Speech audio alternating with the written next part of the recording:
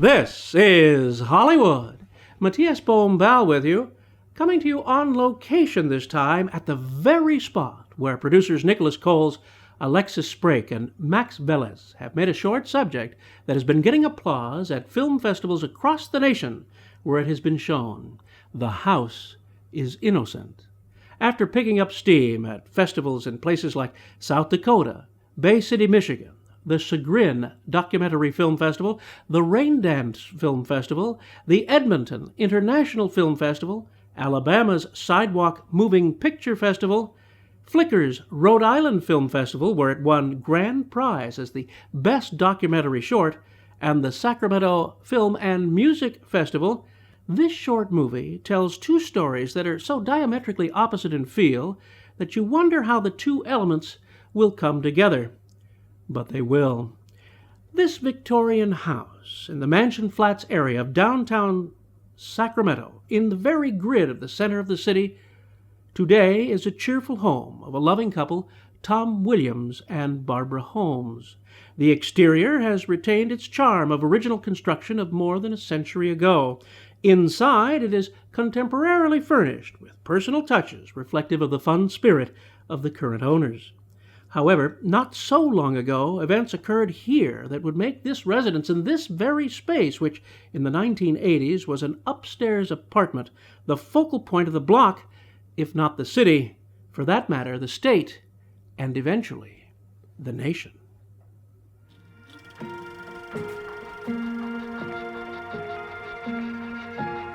Anytime you mention 1426 F Street, that term F Street sticks in everybody's mind, and that's because of what had occurred there in 1988.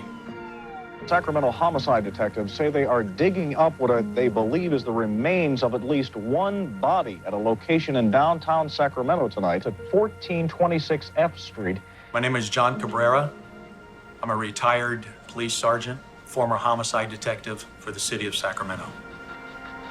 I spent 15 years as a homicide detective, and in those 15 years, I had seen many victims of homicide, but none of those compared to what I found when I was digging through the yard. Crews pulled a fifth body from a shallow grave today. Wrapped in a sheet, police couldn't tell if the victim was male or female. The woman believed responsible for the deaths is 71-year-old Dorothea Montalvo Puentes, who had a previous record of stealing from the elderly after doping them. Authorities now suspect the woman killed at least 5 of the tenants and continued to cash their Social Security checks. It was just incredibly shocking. 7 bodies were placed in this yard strategically. The impression this left on the residents of this neighborhood and city lingers to this day, with reactions running the gamut from abject horror to cynical laughter. 1426 F Street was originally built in 1895 for F.S. George as a cozy residence in the Delta Eastlake style of a 2-story wood-frame clapboard home. It was later owned by James W. George, a pattern maker at the local Union Iron Works. Over the years, many different people rented this house while they worked in various occupations in Sacramento. 115 years later, you may imagine the realtor's surprise when a couple wanted to buy it to fix it up. Shortly after their renovation, Tom Williams decided to let the curious onlookers in. The old Sacramento Old City Association contacted us and said they were going to do a tour of the area and if we were interested in doing it. I wanted to see how people reacted to the home and if they were going to accept what we did. I thought it was a good idea to let people in and kind of demystify it a little bit. We must have had a couple thousand people. There was one woman who worked for the DA's office back then that was highly offended, but other than that, everybody else thought it was funny. People liked what we did. John Cabrera, who had arrested her, he had not been here for many, many years. I purchased a ticket and I became part of the entourage that would come and look through the house, and it was nice going back in and looking at the areas that I had seen before with grim eyes and looking at it, with bright eyes now, saying everything has changed, everything is new, and it's nice in here. And nice it has become, as you'll see here with my surroundings on location. Tom and Barbara join us now. What was it like to have a movie crew right here in your home documenting your life? It was fun. We had a great time. They made us feel extremely relaxed and comfortable, and it was just like having friends and family here. It really was totally relaxed. It was like we were just hanging out, doing stuff, talking, messing around, saying silly things.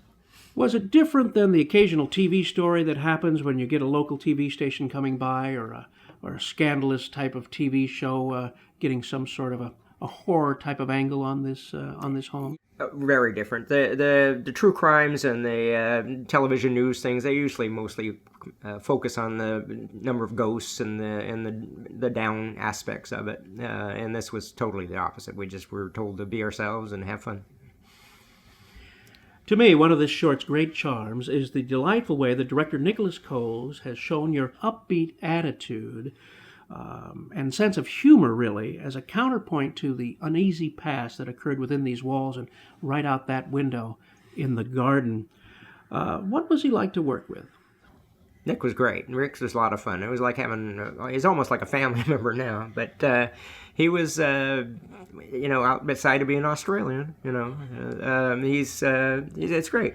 He was respectful of us and very sweet, and he seemed to enjoy being here, which made us feel very comfortable. So. Drank a lot of wine. Do you think the release of this movie will satisfy at last the curiosity of many who want an inside look, or will it perhaps fuel the interest to bring more to your door? Nothing will satisfy the interest in the house. There'll either be the morbid people or there are more people now that enjoy it. And it's been, ever since the movie has been talking about coming to town and the tour, people are all over the house taking pictures and asking questions and stuff. It just is, it'll never go away. And they still ask, are there ghosts in the house? So that's never going to go away. Yeah. Well, thank you so much for joining us here on Hollywood and sharing your now happy home. Thank you. From the movie, Barbara describes the feeling of this place today. We've really put our heart and soul in here. And when you do that, you take some pride in what you have and what you've done. It's fun, and it's ours. This is my latest sign. I did this after the tour. It says, "It is not that house anymore." People love coming by the house. The whole darkness thing is gone. They don't come by and go, ooh, they come by, oh. This may be the most entertaining new short subject that I've seen in years. The clever contrast between Tom and Barbara and the house's past is charming and fun, which is a departure from what had been right here in this very spot. It shows the beauty of the human spirit and the great value of having a sense of humor, as you'll hear expressed by Tom in the movie's closing remark, a thought which will linger long in your mind after the wonderful closing credit music by Al Dubin and Harry Warren, Build a Little Home.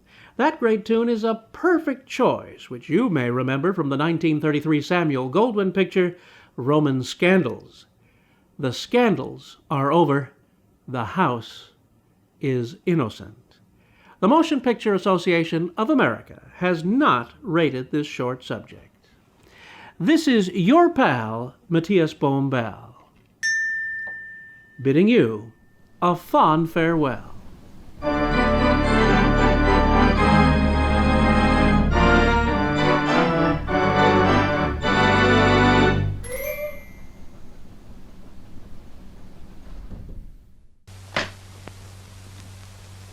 Well, they cleaned all this up now.